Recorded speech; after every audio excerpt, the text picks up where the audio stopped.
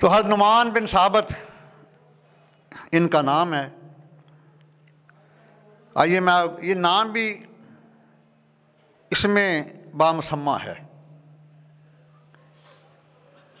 یعنی جو آپ میں خوبیاں کوالٹیز ہیں نا، نام کا معنی وہی بنتا ہے. اس کا معنی ہوتا ہے اس میں بامسمہ. نعمان آپ کا نام ہے، آپ کے والد کا نام ثابت ہے، دادا جان کا نام بھی نعمان تھا. اس وقت اصول تھا اکثر دادے کے نام پہ پوتے کا نام رکھا جاتا تھا. نعمان بن ثابت آپ کا نام ہے، ثابت بن نعمان آپ کے والد کا نام ہے، نعمان بن مرزبان آپ کے دادا جان کا نام ہے، امام اعظم کا. تو آپ کا نام ہے نعمان. نعمان کے 4 معنی ہیں. نعمان کا معنی ہے خون، نعمان کا دوسرا معنی ہے روح، تیسرا معنی ہے خوشبو، اور چوتھا معنی عظمت کے معنی میں استعمال ہوتا ہے، نعمت کے معنی میں آتا ہے. یعنی خون، روح، خوشبو اور نعمت، یہ 4 معنی ہیں نعمان کے، جن کے ہم مقلد ہیں امام اعظم کے، اس لیے حنفی ہیں.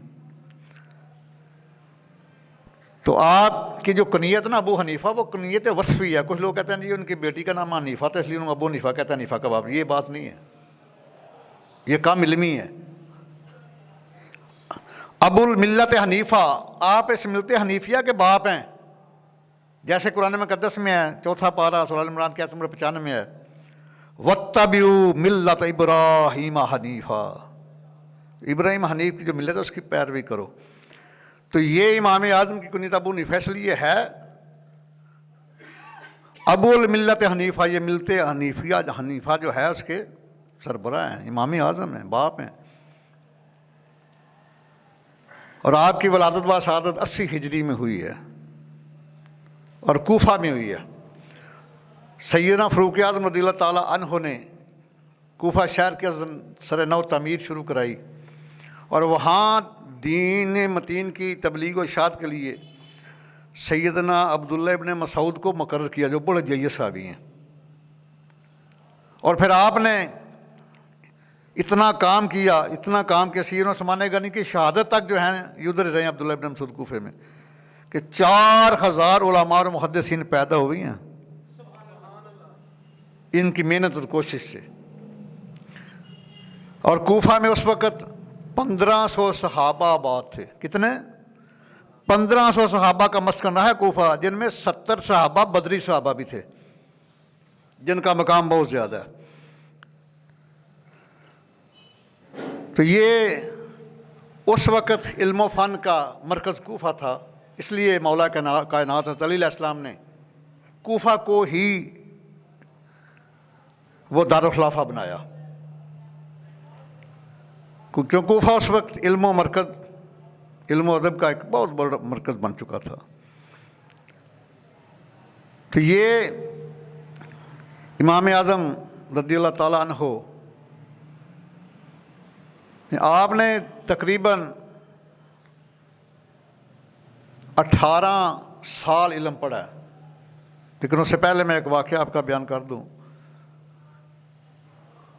آپ بچپن سے بڑے ذہین و فطین تھے، اور اپنا جو آبائی پیشہ تھا نا تجارت، کپڑے کی تجارت کیا کرتے تھے. اس وقت کہتے ہیں سیرت نگار کہ آپ کا ہزاروں لاکھوں کا کاروبار تھا ایران میں، عراق میں، شام میں، عرب میں. اتنا وسیع و عریض کاروبار تھا آپ کا کپڑے کا. تو ایک دفعہ بازار میں گئے، امام شعبی رضی اللہ تعالیٰ بہت بڑے امام ہیں، انہوں نے کہا بیٹے آپ کیا کرتے ہو؟ تو عرض کیا حضور میں کاروبار کرتا ہوں کپڑے کا، اکثر بازار آنا جانا ہوتا ہے. تو امام شعبی نے جب دیکھا نا جرا فرمایا کیا کبھی علماء کی محفل میں بھی حاضر ہوئے ہو؟ اللہ والے ہمیشہ اس ملوک کا رشتہ جو ہے نا وہ علماء کے ذریعے اللہ تعالیٰ سے ملاتے ہیں. میں کیا کبھی علماء کی محفل میں بھی حاضری دی ہے؟ عرض کیا حضور بہت کم حاضری ہوتی ہے. تو ویسے غرباء مسکین کی بہت مدد کرتے امام اعظم. آپ فرماتے ہیں کہ امام شعبی رحمۃ اللہ تعالیٰ کی اس وصیت نے میری زندگی کو بدل دیا. پھر میں نے کاروبار میں وقت کم لگانا اور 18 سال مسلسل پڑھتا رہا. اور یہ امام اعظم امام جعفر صادق علیہ السلام کے شاگرد خاص ہیں. امام باقر علیہ السلام نے ان کی پیشانی کو چوما ہوا ہے، اتنا مقام ہے امام اعظم کا۔ اور آپ اکثر فرماتے تھے، ایک بندے نے سوال کیا نا حضور آپ کی عمر کتنی ہے؟ تو آپ فرمایا 2 سال۔ وہ بندہ حیران ہو گیا، بزرگ ہیں، سفید داڑھی ہے، سفید سر ہے، اتنے بڑے امام ہیں، عمر 2 سال۔ فرمایا پریشان کیوں ہوتا ہے؟ ظاہری طور پہ دنیا میں آئے ہوئے 60 سال سے زیادہ عرصہ گزر چکا ہے، لیکن میں اس کو اپنی عمر تصور نہیں کرتا۔ میں لولا سنتان لحالہ کا نعمان، وہ 2 سال جو میں نے امام جعفر صادق علیہ السلام کی شاگردی میں گزارے وہی میری عمر، اگر وہ نہ ہوتے تو میں ہلاک ہو جاتا۔ اللہ اکبر کبیرہ۔ 4000 علماء سے آپ نے علم حاصل کیا ہے امام اعظم نے، 4000 علماء سے۔ امام باقر علیہ السلام بھی آپ کے استادوں میں ہیں، امام جعفر صادق علیہ السلام بھی آپ کے استادوں میں ہیں۔ اور پھر آپ کے ایک اور بڑے استاد حضرت حماد رضی اللہ تعالی عنہ۔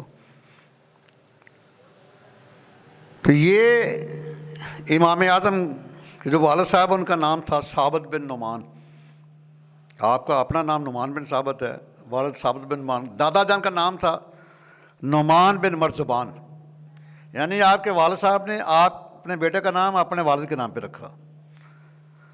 اور جو امام اعظم کے دادا جان ہیں نعمان بن مرزبان، حضرت علی علیہ السلام کے ہاتھ پہ انہوں نے اسلام قبول کیا، یہ بہت بڑا اعزاز ہے، مولا کائنات کے ہاتھوں پہ انہوں نے اسلام قبول کیا۔ اور اس وقت امام اعظم کے والد ماجد حضرت ثابت بن نعمان صرف 3 سال کے تھے، تو لے کر گئے حضرت علی علیہ السلام کی بارگاہ میں کہ حضور اس کے لیے دعا کریں۔ تو یہ مولا کائنات کی دعا، آپ نے دعا کی یا اللہ اس کی اولاد میں برکت دینا۔ یہ امام اعظم کو جو فیضان ملا ہے نا، آقا کریم کی بشارت ہیں اور مولا کائنات کی دعا ہے امام اعظم امام ابو حنیفہ رضی اللہ تعالیٰ عنہ۔ حضرت علی شیر خدا نے 3 سال کے آپ امام اعظم کے والد نے ثابت بن نعمان، ان کے لیے دعا کی یا اللہ اس کی اولاد میں برکت دینا۔ ایسے نہیں لاکھوں حدیثیں لکھ ڈالی، یہ سلسلہ دیکھو کہ نبی علیہ السلام نے آپ کی بشارت دی ہے، سرکار نے پہلے فرما دیا، جامع مسانی پہلے جو صفحہ 15 ہے، ابو ہریرہ راوی ہیں، سرکار نے فرمایا کہ یکون فی امتی رجل اسمہ النعمان بن ثابت و کنیۃ ابو حنیفہ ہوا سراج امتی ہوا سراج امتی ہوا سراج امتی۔ سرکار نے پہلے ہی خبر دے دی 50-60 سال پہلے کہ میری امت میں ایک ایسا مرد ہوگا جس کا نام نعمان بن ثابت ہوگا، کنیت ابو حنیفہ ہوگی، ہوا سراج امتی، وہ میری امت کا چراغ ہے، وہ میری امت کا چراغ ہے، وہ میری امت کا چراغ ہے۔ یعنی امام اعظم اللہ کے محبوب کی بشارت ہیں اور مولا کائنات کی دعا ہیں۔ اللہ اکبر کبیرہ۔ اور آپ امام محمد رحمۃ اللہ علیہ فرماتے ہیں کہ آپ بہت ہی مؤدب تھے، مطلب کہ ہر نماز کے بعد اپنے والدین کے لیے اساتذہ کے لیے آپ دعا کرتے تھے۔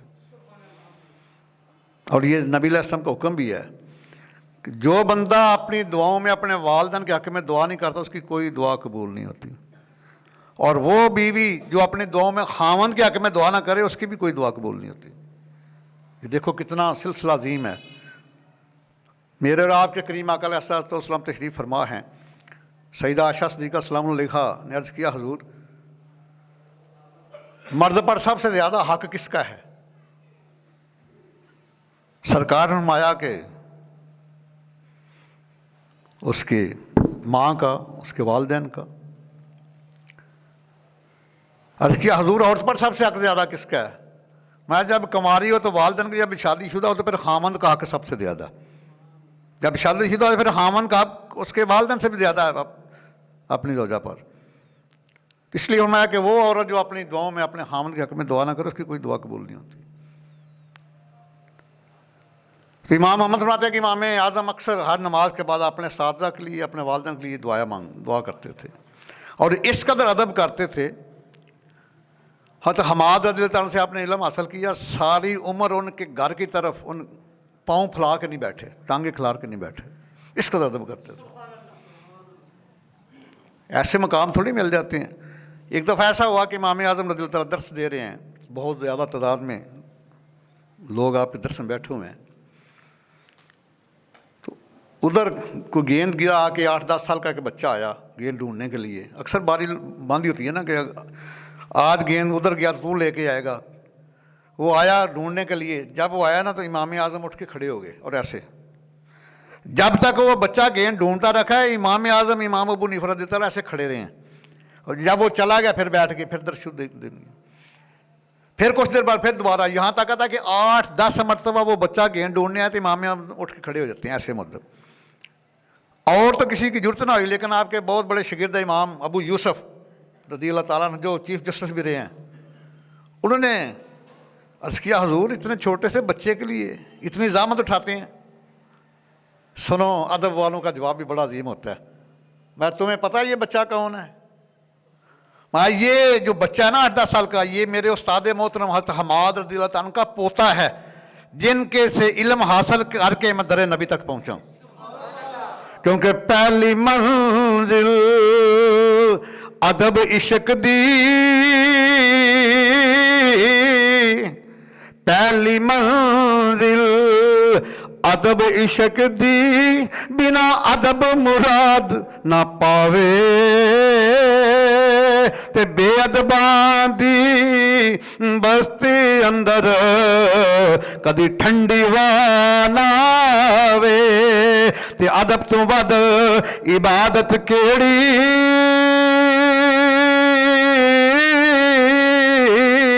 जड़ी रब तीक पहुंचावे। आज़म ओदे बख्त सवले ते जिन्नू ए दौलत मिल जावे। आज़म ओदे बख्त सवले जिन्नू ए दौलत मिल जावे।